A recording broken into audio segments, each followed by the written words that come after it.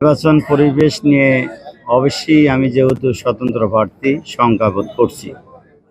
যার উদাহরণস্বরূপ গত 5ই ফেব্রুয়ারি স্বয়ং আমার উপরে আঘাত করেছে, সেই আসামিরা এখনও প্রকাশ্যে ঘুরে বেড়াচ্ছে এবং হুমকি ধুমকি দিচ্ছে, তাদেরকে এখনও আইনের আওতায় আনা হয়নি।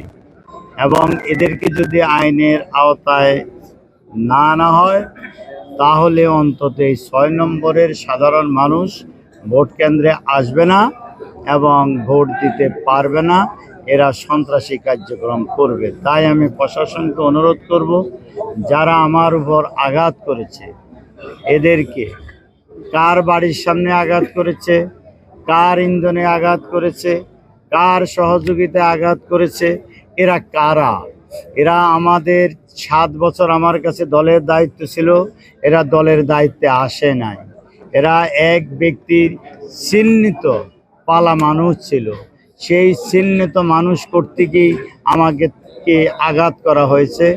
তাই তদন্ত সাপেক্ষে তাদেরকে আইনের আওতায় আনার জন্য আমি অনুরোধ করছি। তবে আমি যেহেতু স্বতন্ত্র প্রার্থী, যেহেতু আমারই দল, তারা ক্ষমতায় আসবে, হতেও পারে। সিলন টি রপ্তানিতে শীর্ষে, সেই জন্য আমরা সতর্ক আছি।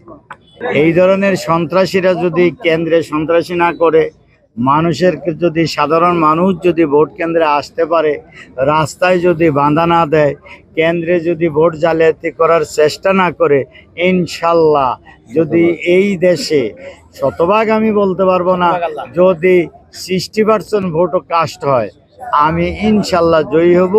কার পার্সেন্টেজ কত এটা আপনারাও অনুমান করতে পারবেন, আমিও অনুমান করি। তবে 60% ভোট কাস্ট হতে হবে।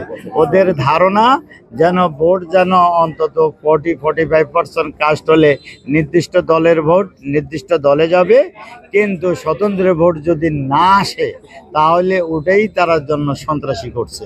তো যদি ভোট সুষ্ঠু হয়, আমি ইনশাল্লাহ আশাবাদী ভালো ভোটের ব্যবধানে আমি জয়ী হব ইনশাআল্লাহ।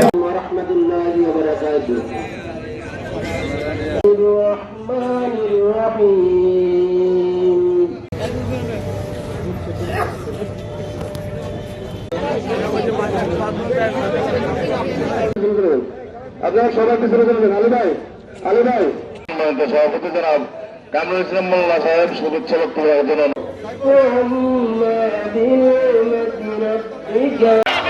আল্লাহর ভাই ভয় নাই।